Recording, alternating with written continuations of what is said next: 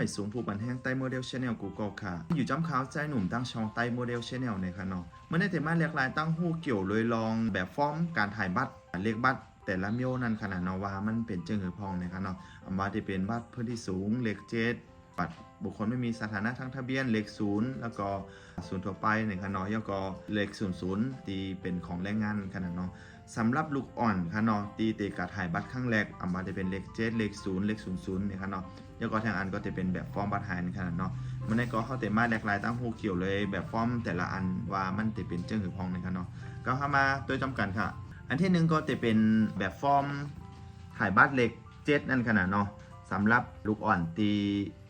ีมีเลข7แล้วก็ปอเมเป็นบัตรพื้นที่สูงขนาดเนาะอันนี้ก็จะใจแบบฟอร์มอันนี้ค่ะกำในคำว่าตัวว่ามันจะมีใบสั่งละลายในขนาดเนาะแต่มีใบแรกค่ะจะเป็นใบกรอกข้อมูลนั่นขนาดเนาะยกตั้งนานนะครับจะต้องติดทุบนั้นนิ้วลูกอ่อนไว้1ใบนะครับเนาะแล้วก็แทงอันนึงก็คือต้องกรอกข้อมูลค่ะกรอกข้อมูลของปอเมหรือว่าของลูกอ่อนนะครับเนาะแล้วก็ของก้นรับรองนะครับเนาะกำแพงมันตัวจำกันว่าแต่มีก้นรับรองแล้วก็มีพยานจึงหือนี่ครับเนาะอันนี้ค่ะแต่เป็นปอหรือว่าเมลูกอ่อนเป็นก้นยืนป่านนั่นขนาดเนาะตอนที่กระถ่ายบัตรค่ะต้องเส้นกันในขนาดเนาะแล้วก็แทงอันก็แต่มีปอหลงหรือว่าผู้ใหญ่บ้านรับรองในขนาดเนาะแล้วก็แต่มีพยานคนไทย2ก็เป็นพยานไว้นี่ครับเนาะครับส่วนใบที่2ค่ะใบที่2นี่ก็จะเป็นของตั้งอำเภอค่ะเนาะอันนี้ก็จะเป็นเจ้าหน้าที่ตั้งอำเภอเป็นจะเป็นกรอกข้อมูลของตั้งอำเภอเป็นดิเซนค่ะเนาะส่วนอันใบที่3ค่ะใบที่3นี่ก็จะเป็นข้อมูลของผู้ใหญ่บ้านแล้วก็ข้อมูลของลูกอ่อนนั่นค่ะเนาะแล้วก็ตั้งหลังนี่ก็จะมีผู้ใหญ่บ้านเซนแล้วก็พยานเซนเหมือนกันนะคะเนาะอันนี้สำหรับแบบฟอร์มที่เป็นเลข7ตีปอเมมีพื้นที่สูงค่ะเนาะแล้วก็อันนี้เป็นแบบฟอร์มของเลข7ตีลูกอ่อนมีใบเกิดเหมือนกันแต่ว่าปอเมเป็นพาสปอร์ตนะคะเนาะใจแบบฟอร์มอันเดียวกันครับกำเนิดมาตัวเอกสารครับว่าเตลัยใจเจิ้งหือหลายๆเนี่ยค่ะเนาะแต่มีฮูปลานิ้วของลูกอ่อน1ใบค่ะใบเกิดค่ะเนาะแล้วก็หนังสือรับรองโรงเรียนค่ะแล้วก็ใบครอบครัวหรือว่าทร14นั่นขนาดเนาะอันนี้เตมีจอมนะครับเพราะว่าก่อนที่เตถ่ายบัตรในต้องเอาลูกอ่อนเข้าในใบครอบครัวก่อนถึงเตอะไรแบบฟอร์มอันในการถ่ายบัตรนะครับเนาะนะครับแล้วก็ก้นรับรองเตมีสั่งหลายๆเนี่ยก็เตมีบัตรผู้ใหญ่บ้านรับรองนั่นขนาดเนาะแล้วก็เตมีบัตรพยาน2ก้อนรับรองนะครับนะครับแล้วก็ของปอหรือแม่ในใจสำเนาบัตรแล้วก็ใบทรค่ะเนาะอันนี้ก็จะเป็นแบบฟอร์มของเลข7นั่นขนาดเนาะสำหรับลูกอ่อนที่ปอเมมีบัตรพื้นที่สูงอันนี้ก็จะเป็นแบบฟอร์มเดียวกันกับตีปอเมมีพาสปอร์ตเดียวก็ลูกอ่อนเป็นเลข7นั่นขนาดเนาะใจแบบฟอร์มเดียวกันของลูกอ่อนก็จะมีฮูปนานิ้วค่ะใบเกิดค่ะแล้วก็หนังสือรับรองเฮียนค่ะเนาะแล้วก็สำเนาทะเบียนบ้านนั่นขนาดเนาะอันนี้สำหรับลูกอ่อนค่ะสำเนาทะเบียนบ้านหรือใบทรค่ะเนาะแล้วก็จะมีก้นยืนก็คือถ้าปอเมเป็นพาสปอร์ตเนี่ยต้องเป็นนายจ้างเป็นก้นยืนค่ะเนาะแล้วก็เอาไปลงรับรองแต่มีพยาน2กองเหมือนกันนี่ค่ะเนาะอันนี้จะเป็นแบบฟอร์มของเลข7ค่ะแต่มันไหนค่ะเนาะกำเนิดมาตัวแบบฟอร์มการถ่ายบัตรของลูกอ่อนที่เป็นเลข0เร็วนั่นขนาดเนาะที่เป็นบัตร10 ปีปอเมเป็น089นั่นขนาดเนาะอันนี้ก็จะเป็นเหมือนกันค่ะ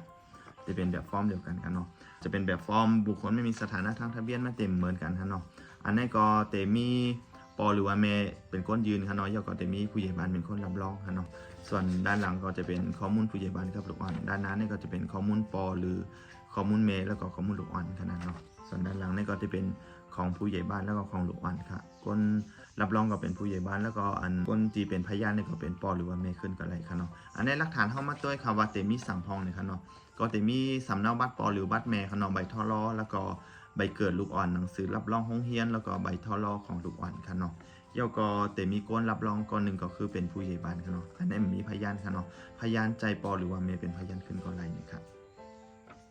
บอ๋อแท่งอันนึงค่ะเนาะที่เป็นลูกอ่อนที่มีใบเกิดเลข0ทั่วไปก็ใจแบบฟอร์มอันเดียวกันเลยค่ะกำเนิดคำว่าตัวแทงอันค่ะ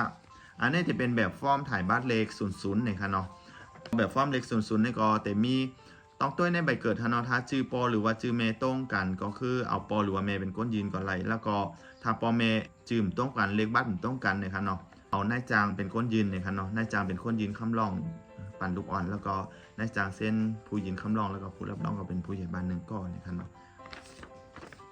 ด้านหลังนี่ก็จะเป็นข้อมูลของผู้ใหญ่บ้านกับข้อมูลของลูกอ่อนนะครับเนาะคนรับรองก็จะเป็นผู้ใหญ่บ้านเหมือนเก่านะครับแล้วก็พยานเนี่ยเอาเป็นนายจ้างขึ้นก็ไรนะครับเนาะโอเคอันนี้จะเป็นแบบฟอร์ม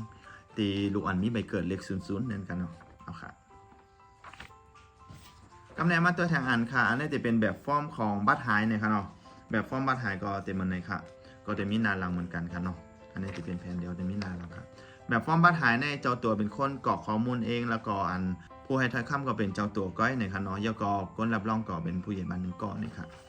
ด้านหลังค่ะอันนี้ก็จะเป็นข้อมูลของผู้ใหญ่บ้านแล้วก็ข้อมูลของตัวเก่านะครับเนาะยกผู้รับรองก็จะเป็นผู้ใหญ่บ้านแล้วก็พยานก็เป็นตัวเก่าขึ้นนะครับเนาะก็อันนี้จะเป็นใบเดียวกันครับเนาะก็ตีมี3ใบก็จะเป็นเลข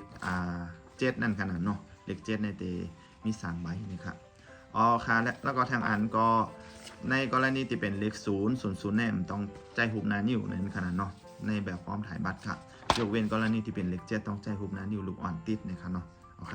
อันนั้นก็เป็นข้อมูลอ้างอิงตีอำเภอฝั่งกันเนาะใครบอกอ้างอิงนึงค่ะว่าแบบฟอร์มแต่ละอำเภอก็แตกต่างกันอินในเรื่องของการถ่ายบัตรในขนาดเนาะมันใจว่ามันเหมือนกันกูอำเภอในก่อนเนาะบางอำเภอเปิ้นก็เฮ็ดแบบฟอร์มขึ้นมาอาจจะมีพยานมีเอกสารหลายใบในการแนบจำจะแนนขนาดเนาะข้อมูลแปลกเปนกันอีกนึงนะครับเนาะก็กับว่ามันก็คล้ายๆกันอยู่นะครับเนาะต่างๆถ่ายบัตรของลูกอันแต่ละตีนะครับเนาะอันนี้ก็เป็นข้อมูลอ้างอิงตีอำเภอฝั่งเสมาแลกลายปันพี่น้องเขาพอได้พูดได้ยินกันนะครับเนาะสำหรับพี่น้องเขามีคำถามก็สอบถามเข้ามาอะไรตั้งคอมเมนต์กันเลยครับเนาะก็ค่ะเขาตั้งจึงหือก็มาตอบปันตั้งคอมเมนต์นะครับตอนต่างวันมุมในก็มีมอกกันได้ก่อนนะครับเนาะก็ทบเมียกันคลิปวิดีโอนะครับไม่สูงครับ